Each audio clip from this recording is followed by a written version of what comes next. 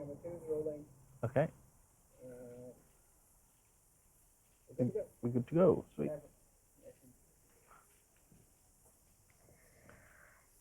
Okay, so Sandy, my audience probably has clicked play on this video that we will upload on YouTube is because they want to learn. They are probably international students sitting in one of the South Asian countries. They are probably mid-career professionals and they want to move to New Zealand on international student pathway. Yeah. And they have hit play on this video to know more about what a lead infrastructure engineer does.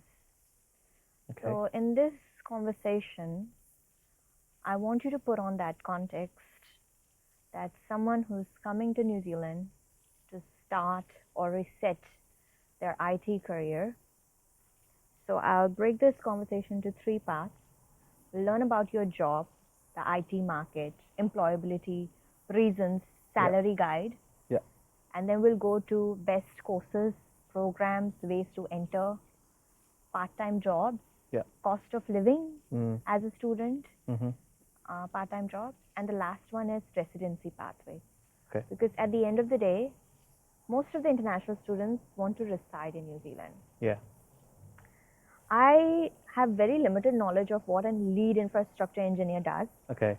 And on this blank piece of page, just on the top, I have written what a lead infrastructure is. Yeah. So this is the canvas, and I want you to tell me everything about yourself. Okay. So I'm going to put your LinkedIn details in the description, and people will most likely click on that LinkedIn, and then they will see your profile. So I've got your LinkedIn up on my phone here. Okay. So I just want you to walk us through your education, the part-time jobs that you did, and what you're doing right now. Okay. So this is the... All right. Let's start from the beginning, eh? Yeah, let's start from the beginning. Yeah. So I migrated to New Zealand with my family in 2015. And I was 15 years old then, or just about to turn 16. And when I came into New Zealand, I didn't have the goal of being in IT, lead infrastructure engineer, obviously. I had an idea. I wanted to go to, a new country, learn about a new culture, and see how it goes. So I started high school in Nelson College in Nelson, and I did my NCAs over there. Once after I finished my NCAs, I moved over to Wellington, and I started studying Bachelor of Information Technology. So how I got to selecting the Bachelor of Information Technology was I had 2 pathways. So I actually did a lot of subjects that were related to the medical pathway, or like Bachelor of Medicine. But towards the end of my school year in year 13, I was looking at different options, and because one of the reasons I was thinking about it or skeptical about going into medicine was it was a 5-year program, or almost 7 years until you become a fully qualified doctor. So I was like, oh, I'm going to be studying for quite a while, and it's quite a rigorous study as well. Yeah. So I didn't want to commit my 7 years of my life into studying medicine. I understand that's a good pathway. It's a very respected job. But I didn't want to commit 7 years of my life into, studying. So then I was looking for other avenues, and IT was something I always enjoyed. Right from when I was a kid, I enjoyed, putting things together, breaking toys apart and figuring what made them work, what made them click. And that was my road to selecting IT. And I thought, okay, yeah, I'll have fun with this. I'll enjoy it while studying. And that's where I started Bachelor of Information Technology in Fitzroy, and I finished my bachelor's, and that's when it hit me. Okay, now I've done studying. I need to start finding my pathway, or I need to start my career. Before you move on to the next bit, You were 15 when you came to New Zealand. Yeah. And you started NCA. You started in high school. Yeah.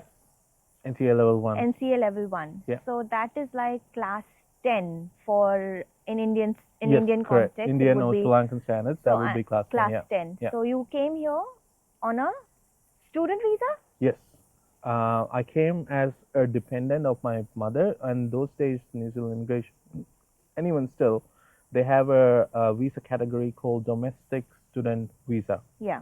That basically allows anyone under the age of 18 to be considered as a domestic student going into high school. So you don't have to pay fees or anything to go into high school over here, and then you get to study, finish your NCAs or O levels or A levels equivalent in Sri Lanka. Yeah. So you were in Sri Lanka from birth Yeah. up until 15 years old. Yeah. You went to, I think before this conversation, you told me you went to an international school. Yeah, yeah. So that means if students are going to international schools, most likely they will move outside of Sri Lanka. Yeah, that's actually a good point because in Sri Lanka, education is free. That's a big point. That's a lot of students in Sri Lanka who go to government schools end up going to universities in Sri Lanka, which is also free. So education is completely free, higher and also your secondary and primary education. But if you're going to an international school, the students don't actually have much choice of private universities. There's a few spread out in Sri Lanka, but there's only very limited selection of courses, limited selection of teachers available, and it was not as popular back then. And so the only option for a parent whose child is going to international college would be to send them overseas for their higher education. So if a parent decides in Sri Lanka that the child needs to go to an international school, pretty much the parent has decided that this child is going to go international at some point. At some point. After they have completed their schools. Yeah. So tell me, in government colleges, in government schools, is English taught as a first language? English is taught as a first language, but the day-to-day use of English is not enforced as in a private school. So, and English is the only language that is taught in English, like international schools. Okay. So, like, for example, if you're studying science in a government school in Sri Lanka, that would be taught in Sinhalese or Tamil, whichever the local language of that area is. So it's very similar to India as well. Yeah. So I went to an English medium school. Mm-hmm. In India, you can choose the medium. Yeah, that's basically what it is. Yeah, you can do English, you can do Hindi, you can do Urdu, you can do Punjabi. So you can choose your medium. So I went to an English medium school. Mm-hmm. So everything was taught in English. All the subjects were taught in English. Except when we had language classes. So like Hindi language, would be taught in those Hindi. classes, it would be Hindi. Mm-hmm. And then when Bengali was taught, I am from Calcutta, so when Bengali was taught, then you are encouraged to speak and write in Bengali because that's a language class. Outside of these two classes, it's strictly enforced that you speak in English. Correct. That's exactly what the same international school in Sri Lanka is. Same structure. Okay, so you came here at the age of 15. Did you pay? How much did you pay? Well, I don't know the specifics because my mom was the one who was sponsoring. But as a domestic student, you don't have to pay anything? No, not for school. Nothing. I paid $0. You were dependent of your mom? Yes. So that's why it was free? Yes. Okay. Yeah. So you came here, 15 years old, NCA level 1. Yeah. Then you did 16, 17, completed class 12, which is NCA level 3. Yeah. And after that? Class 12, NCA level 3, that's right. And then you got on a full fee paying student visa for your bachelor's. Correct. How much did you pay for your bachelor's? For all 3 years, it was the same price. So for 1 year, I paid $21,600, something like that. So times 3, that would be roughly around $65,000. So moving international was in your cards. Yeah. So why did you choose New Zealand specifically?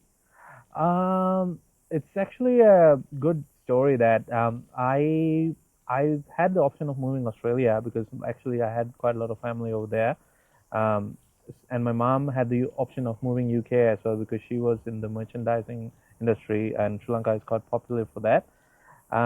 So but New Zealand, I came across New Zealand after watching a few videos on YouTube about jet skiing, and Abel Tasman was one of the videos that I watched. And those days, New Zealand immigration was, and New Zealand tourism industry was putting out these videos of 100% pure New Zealand, and I saw that and I was like immediately attracted to that. That these huge sweeping hills, landscapes, snow-capped mountains, and it was like this fairy tale version of what we see in movies and stuff. Yeah. And it was advertised as clean and green. I liked that idea because obviously Sri Lanka is a beautiful country. Don't get me wrong, but it's still quite urban, and you still see a lot of hustle and bustle Yeah. and a lot of chaos. Yeah. And I felt like New Zealand was away from that chaos, and I was right. I think New Zealand is a beautiful country that has its own little quirks, but it's not as urbanized as Sri Lanka is.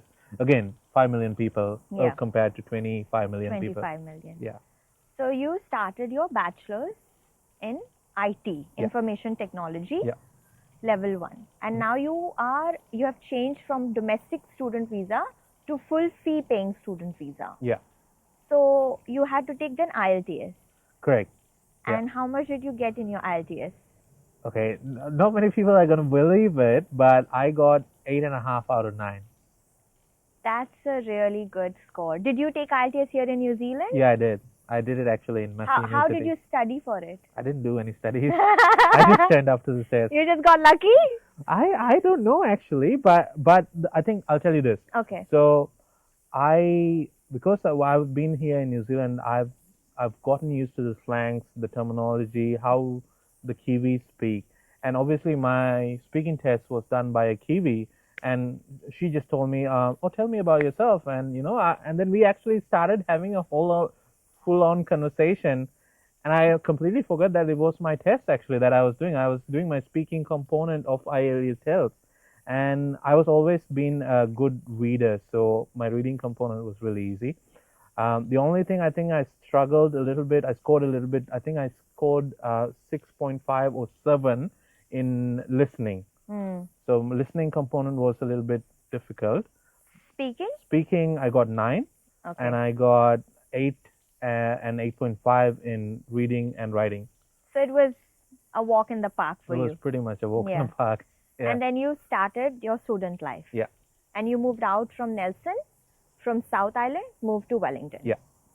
What part-time jobs were you doing? Well, most of the students, I started with hospitality. So I worked in an Indian restaurant as a dishwasher for a while, and then I worked in the food prepping area. And yeah, that was just convenient because I could. Most of the restaurants in New Zealand start at 5:30. So I finished my classes in uni, and then I ended up going to work. Yeah. So that worked really well, and that is the case for most of the students that are coming into New Zealand, international students as well. That is the easiest option to start earning some money to keep your your day-to-day bills and stuff like that. On LinkedIn, it says you did tutoring as well. Yes, I did. That was when I was in high school. So I ended up being a tutor for Nelson Girls College, and this was mostly for refugees. So they had put up a little homework club, and we used to go there. And Did you get paid well? No, it was not. It was not paid well. How much a tutor would get paid being 15, 16 years old? Yeah, it was basically most of them was appreciation. So you used to get gifts. You used to get there was some money, but it was very minimal. I can't actually remember exactly Yeah. how much it was, but very minimal. So But you didn't stick to that hospitality job. no. You were doing other things as well. So Yeah. you created someone's website, and Yeah. then you were an IT support technician for a local motel as well. Yeah. So I when I was in my second year of uni, first year I just did the part-time job and I completely focused on my studies. And I knew, so what I got to realize quite early on is your career actually starts when you're studying. So a lot of people think that, oh, your career starts after you study, but no, your career actually starts when you start studying. So you start building your own career after that. So my second year of uni, I was looking at one of the websites was Student Job Search, and I came across a contract where a building contractor wanted his um, um, Mac or iMac taken apart and hard drive installed. So I like taking stuff apart, and I was Yeah. like, oh yeah, I'll apply for that. And then he started getting me to service all of his computers. It's like, and one day he just asked, oh, do you know much about websites? And I was like, I know a bit to get around. And then he said, okay, I need to refresh my website a little bit. Can you help me with that? And then so it started with a 1 week advertisement. That was what the job advertised, 1 week, and it ended up turning into 3 months of work, and it was just freelance contracting So- work. First year you were doing hospitality odd jobs. Second year you did the IT Yeah. website development. Yeah. What happened in third year? Yeah, so third year, I was looking for a role that would take me a little bit further. So I found this role advertised for a night duty manager at a motel. So I picked that up, and I found, because again, night duty doesn't clash with my classes. So I picked that up and I got that job. And then I found out that the owner needed a complete revamp on his the way he gets his bookings through. It was a very outdated system, so he was not really using the full potential of his rooms. He was not getting as many bookings. There's most of them were just repeat customers who knew them, and he had 4 motels as well. So he needed a system that would work for all 4 motels. So then I set up this system from Oracle that got all the bookings from booking.com and TripAdvisor and whatnot together, and it would all sync into one place and make sure that there's no overbookings and stuff like that. So I used to manage that for him, and while I was doing a night duty manager, and this was for like my last 6 months of my course, like the Yeah. last towards the latter end of my third year. What I'm hearing is that you didn't attach any ego or self-esteem to the jobs that you did. Yeah. You just picked up whatever came at Yeah. the time to make sure that you meet your ends. Also, your studies were a priority so that it doesn't clash. Yeah. And as when you got the foot through the door, you discovered that, oh, there's actually more to do. Yeah. It's more than the job that Job was that were actually advertised. advertised. Yeah. And this is quite common in New Zealand I because think so. we are made of small businesses. Yeah. Yeah. So like half of the New Zealand businesses, or more than half actually, Yeah.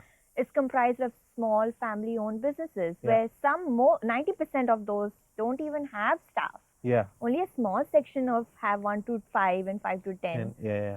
And I was reading this research yesterday on Business New Zealand's website as well, that most of the New Zealand is made of small businesses. So Yeah. it's not like you're specialized in a particular thing. No. You go in to do something and then you get And then you other get things added added. onto it. So you Yeah. get a diverse range of experience. Yeah. It's just getting the foot through the door Correct. that's important. Yeah.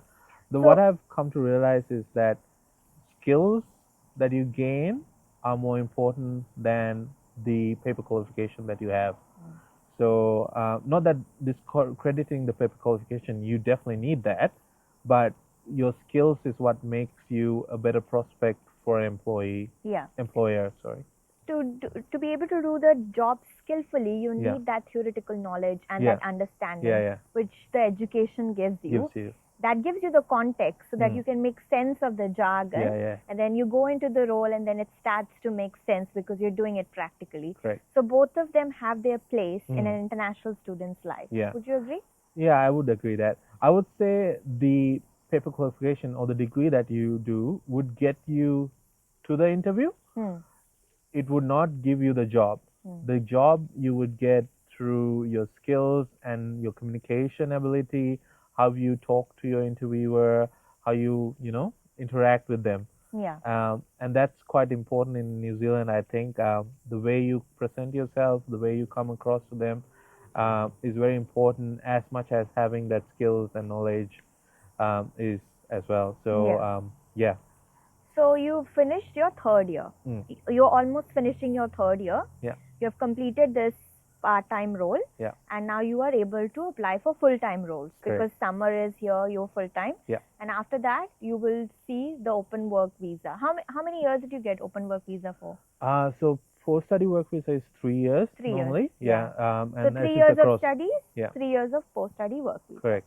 So you are in that final bits and pieces Yeah. of completing your degree. Yeah. And that's where you land this deployment engineer role. Correct. Yeah. Yes. So How did that happen? Tell us, so walk us let's through. let's see. Towards the like I think there was 1 month remaining till I fully graduate from my bachelor's, and I was looking for jobs to see what is else out there. And this was like, believe it or not, I know some people have said they'll applied for 40, 50 jobs before they land this role.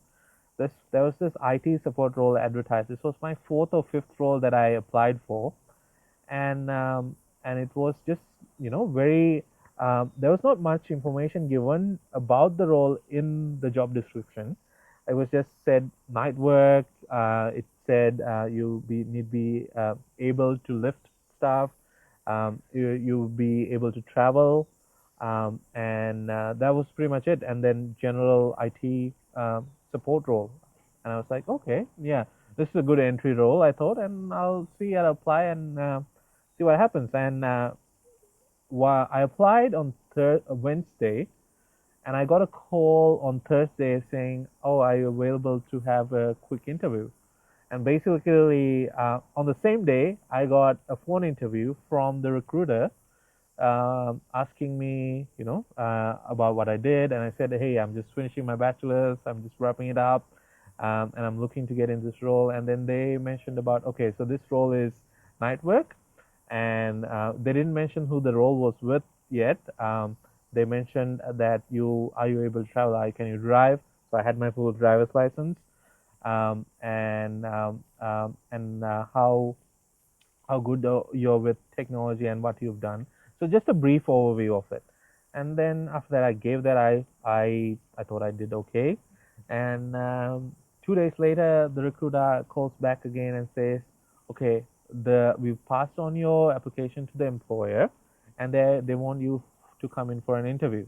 And these were COVID times, so they were not face-to-face interviews. They were all through Zoom or Teams.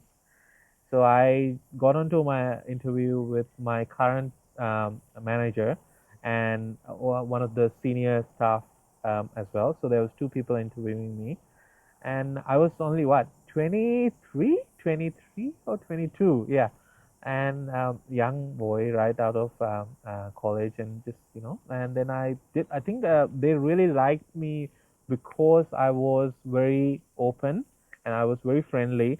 I didn't treat it as as like I was going to this big role. Then I got to know actually what organization I was going into. It was one of the top companies in New Zealand that deals with grocery and retail. So that was that was quite shocking to me that I was going into this big company.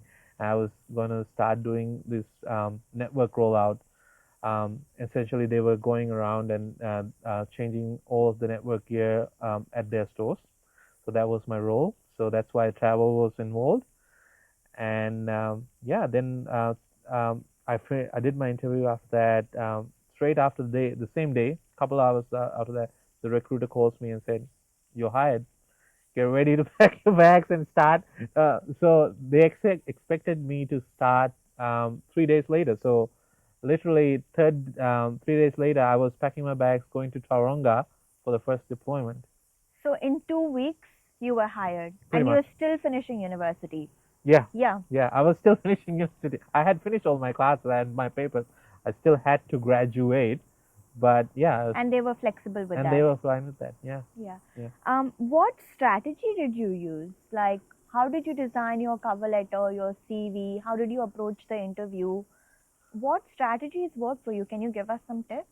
I think for my cover letter, I kept it very nice and balanced. I was not trying to oversell myself. I was quite realistic about my abilities. I showed that can-do attitude in that. So my cover letter was more about myself, and my CV was more about my skills. So I separated that two out because some people tend to put their skills in the cover letter. I can do this, okay, I've done this, I do that. And I also use real life examples of what I did in the cover letter to just support my skills Yeah. in my CV. Yeah. And my CV was basically just about skills, what I've learned, the hard skills, the applications that I have a familiarity with, the work I've done. I used the work from the website deployment Yeah. phase, and I also combined the IT technician, support technician work at the hotel management. And those were the only two references that I needed. Yeah. And then I got the role. So you designed it to look like an IT role. So you Yeah. customized Yeah. the CV and cover letter to match with the job description. correct, yeah. And you mentioned that you went through a recruiter. So this was a contract role. Yes, you picked up on that. Yes, that's right. So it was a contract role for 6 months. Yeah. Um, so I didn't, at that time, I didn't actually know the difference between contracting and permanent staff, but it was a full-time role, and Yeah. I wanted that full-time role, and I wanted to get that experience. Even if I didn't have a job after 6 months, I was happy for that, to pick up that role. And also realized pretty early on that contractors get paid quite a bit more than a full-time employee. And then I picked that up, and I think I did myself a favor because I'm still in that role. I'll touch back on the difference between a contractor's role and a full-time employee's role. Yeah. I'll just circle back on that, but let's just finish this story. How important is team fitness? Because I think in your interview they would have asked you your team fit culture. Yeah. From what I know, that New Zealand, no matter how much hard skills, soft skills, experience, education you have, at the end it all boils down to whether you can fit within the team and work together within the team or not. Yeah. How important it is, especially in an engineering role like yours. Yeah, I would say it's very important because one, there was 6 of us in the team, and we had to gel quite well to do all the work that was needed before the network cut over and get the store up and running for the next day. So if we didn't communicate well or fit well in the team, I don't think we would have achieved that goal and repeated that goal so much because so we did 370 stores together. So that, and if we didn't have that team fitness, I wouldn't think that we would have achieved everything so perfectly and done as a good job of it. So that was very important, that team fitness. And I think my employers realized that during the interview I was quite relaxed and I was very open.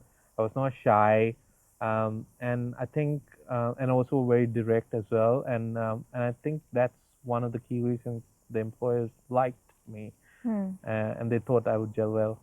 What is team fitness in New Zealand?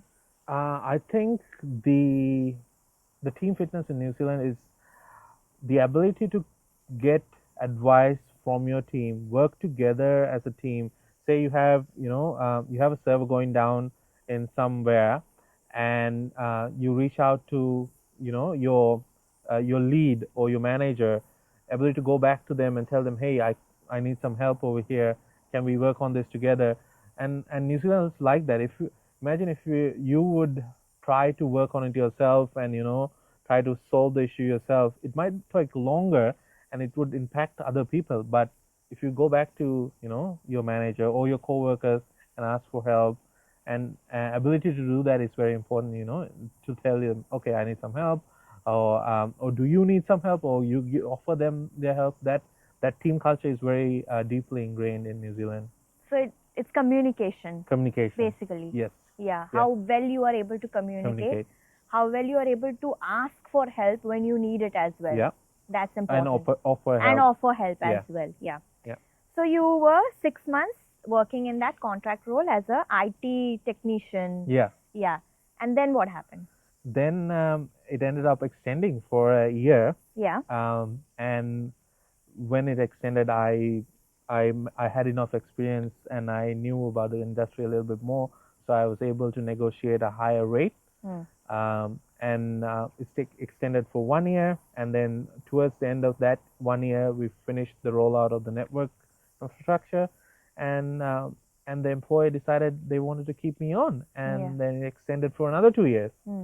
And then I got into, towards the end of that role, I got into this role as a lead store technology engineer. That's my role. And I got in.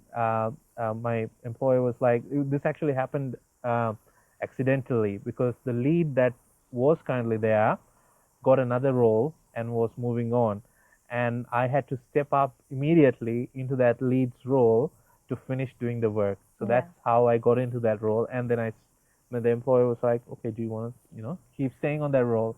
So you kind of gets put on the spot, and then you're expected to start moving quite Deliver. quickly. Yeah. So 9 months into the role, you are getting promoted as a lead infrastructure engineer. Yeah.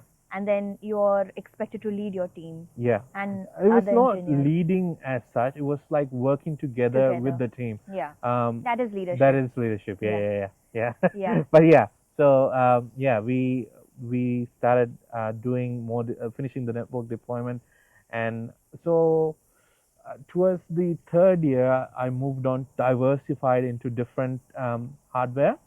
So POS was another system I worked with, and then there was ESL, which is like electronic shelf labeling.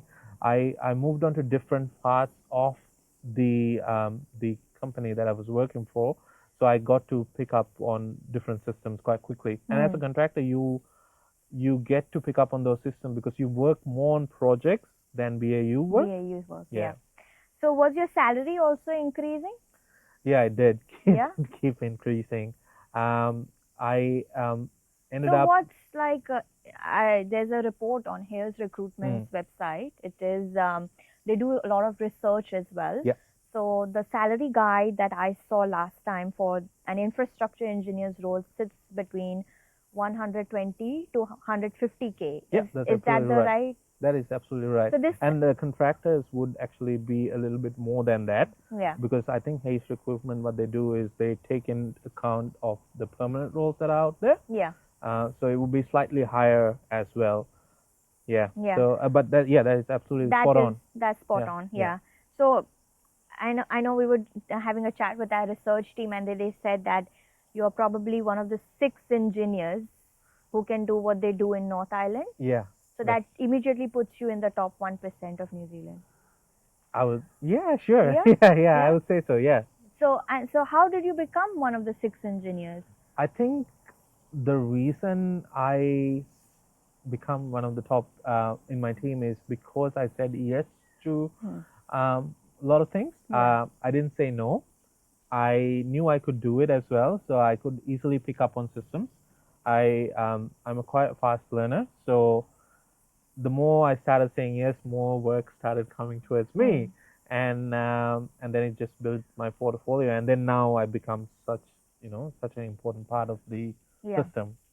In IT, do you think that to be able to get paid such high amounts of salary, you need to be able to do very hard things, solve very complex problems, and pick up jobs that no one wants to do? Complex, I would not say so much, but pick up stuff that no one wants to do, and also the flexibility. So, for example, I, going into this role, already knew that I would have to travel quite a bit. So, and I travel daily still normally, and I knew there would be a time that I would have to leave my family for a few days and go out, and not many people want to do that. Also, you're a contractor. Tell us about the difference between contracting and permanent employees. What are the disadvantages and advantages of contracting? Well, the main advantage would be higher pay. You would get paid higher than the normal permanent employee in the same role. Another advantage is the flexibility of work. So you're allowed to pick and choose the days you want to work, essentially. as long as there are no project deadlines that needs to be met. And you can pick up when you start to work. You don't have to, start at 9 o'clock on the dot and finish at 5 o'clock. You're paid for the hours you work. So, for example, this week I worked 50 hours. I get paid for 50 hours. A permanent employee would not get paid for that 50 hours. They would be commissioned, like they would get extra holidays or extra leaves for that, but they would not get paid for that. The two cons as for a contractor is you don't get any of the annual leave, holiday pay, sick leave, any of those perks that you get as a permanent employee, and also the security of your role. That as a permanent employee, you're permanently hired for that position unless you leave or unless you get fired for other reasons. But a contractor is never guaranteed to have that role when that role comes, the contract comes towards expiry. It's the ability of the contractor to either renew it or move on to another role. So this was your 4-year summary of your full-time role. Yeah. What is next from here? You pretty much reached the peak. What's next now? For someone who's, if I look at your career map, yeah, you are going up. What is the next in your career map? I think eventually, yes, I want to move on from contracting into a permanent role to bring a little bit more stability in. And also, I want to be able to go into different fields of IT. Right now, I'm in infrastructure, also / networking as well. So I would like to get into maybe cybersecurity. That's a very interesting field. I would like to get into that eventually, and that's a very up and coming role at the moment. A lot of people are quite interested in that. Yeah. So I think, yeah, that's where I would go. Project management is not my kind of thing, so I don't think I will dive towards that. Yeah. I wouldn't mind being a manager, but systems manager or cybersecurity analyst. Or more than a people manager. More than a people manager, yes. Yeah. Yeah. So this was the wrap up of your career. So you've given us a very nice picture of how to become a lead infrastructure engineer in New Zealand. Some of the key takeaways are choosing contracting, then creating opportunities, being able to come with the right attitude, saying yes to things and solving complex problems, and picking up jobs that no one else wants to do. Yeah. And that will take you on that ladder where you go step by step by step. Yeah. So now I want to talk a little bit about the international students who want to move here. What courses that you can see at the moment that is probably going to put immediately someone on the right path? I would say if you're looking at the technology industry, that's because that's what I know. Any bachelor's in information technology, bachelor's in computer science, that would be for someone who wants to do bachelor's. But if for someone who's already done bachelor's, then the best programs would be a postgraduate in information technology, a postgraduate in business analytics, master's in business analytics, masters in cybersecurity analysts. So those kind of roles that tie into the tech industry, and those postgraduate courses are actually quite less in duration than a bachelor's, because bachelor's is like 3 years. So that's quite easily, you can easily put yourself on that path that I am on by doing one of those courses. Most people in India would already have a master's, especially the mid-career professionals. They would already have a master's. So coming again here doing another master's, how is that going to be different? So in New Zealand, there is a thing where New Zealand employers like to see New Zealand certifications or experience. So doing that study component in New Zealand and gaining that New Zealand experience from that helps you to go off on a better start. I'm not saying that there is not able to come into New Zealand as a permanent resident for a certain skill role in the green list or something like that. Yeah. But it just makes your life a little bit more easier when you're going into the job market in New Zealand. It's a harsh reality. Yeah. But something that you can suck up and just get on with the program. Yeah. And it's quite easy to come into the country and start gaining those experience, paid or unpaid, Yes. and add it to your portfolio and talk about it during your interviews. Yeah. So we lightly touched on the courses side of things. So for someone who is quite new, beginner, come through bachelor's, someone who is intermediate or senior level, come through the master's program. The last section is about migration, and there are two questions I want to ask about you. Okay. There's a lot about on the media, not only in the media, but it is captured quite highly. And one of the concerns of international students is that a lot of young Kiwis are leaving New Zealand. Yeah. So in 2021, there were around 3,000 people that left, and by 2024, it jumped up to 44,000. So what does it mean for an international student? I think they should take it positively. One of the reasons Kiwis are leaving is Kiwis have always been a culture where they like to explore. So that's one of the reasons they are leaving. Another reason is the cost of living in New Zealand is quite high for a general Kiwi. So that's another reason that they're going across to areas where, that pay a little bit more than New Zealand, like Australia primarily. Um, and international students should look at it in a way where that they think, oh, those Kiwis that are leaving opportunities behind in New Zealand to be filled. So, and as an international student, you should be able to, pick up those opportunities and, start building your career and getting that New Zealand experience that, everyone is looking for. Yeah.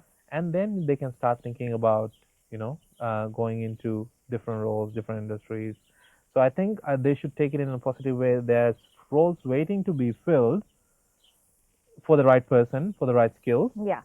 And they should think it of like that, not like people are leaving, so Yeah. why should we come there? Yeah. Kind of scenario. And at the end of the day, you only need one job. Correct. Yeah. Exactly. One And job your and that story- one manager that is going to support them Yeah. to gain that experience. Yeah, and your story is completely going to be a different story from each and every other individual that has come to New Zealand. Yeah. So don't expect your story to be exactly the carbon copy of that person who you're getting information from or what's out there in social media. Do your own research. Do your own research. Yeah. The second question I want to ask is the net migration. So I know so many Kiwis have left, but so many international students and migrants have come into New Zealand. Yeah. So in 2025, the net migration was 125,000, and most of them comprised of international students. Yeah. So my question to you is, how much of those international students need New Zealand more than New Zealand needs them? That's a hard question. It is a hard question, I know. I would say it's equal. New Zealand also needs the international student population to fill in the gaps that are in the current New Zealand industry, that are the gaps in the skill shortage list, basically. So I would say New Zealand needs international students as much as international students need New Zealand. Then I would also say that international students, they need to do their research on what skills that New Zealand needs, so they can position themselves into those skill gaps. Yeah. So choosing the right course is very important. Choosing the right path of study is very important, so that they can, succeed in New Zealand. They say that New Zealand immigration is one of the toughest immigrations in New Zealand. So those international students would have gone through a very specific criteria before they came here. Yeah, New Zealand immigration is tough, definitely. But as long as you got your facts right, your your A's, B's, C's, education, character, health, those three things are good to go, then you shouldn't have a hard time going across the New Zealand immigration system. And even if you have those little issues, there are still ways that you can circumvent those circumstances by using the right advisor, right career education and consultant, I would say. Yeah. Most international students come here to get a residency in New Zealand. So what is the fastest, easiest way to get residence in New Zealand? I would say, again, aim for those skill gaps. And there are, if you go into Immigration New Zealand website, you will see around 230 roles currently that are offering pathways to residency, like tier one, which is straight to residency. Basically, as soon as you have that job, you can apply for residency. And tier two, which is work to residency, where you work a certain amount of time before you can apply for residency. So I would look to the green list, look to the skill shortage, long and short-term skill shortage both, and I would choose to align myself towards that. You can easily align your career towards that, and I'm sure that there'll be a pathway that you can fit into that will help you, achieve your residency quite quickly. Yeah. My last question to wrap up this interview is, what is your one key message that you want to give to a young Sandy who is currently sitting in Sri Lanka Yeah. thinking about moving to New Zealand? Come to New Zealand quickly. Now, I would say you've done well. I don't think I would change anything what he is about to do or what I'm about to do.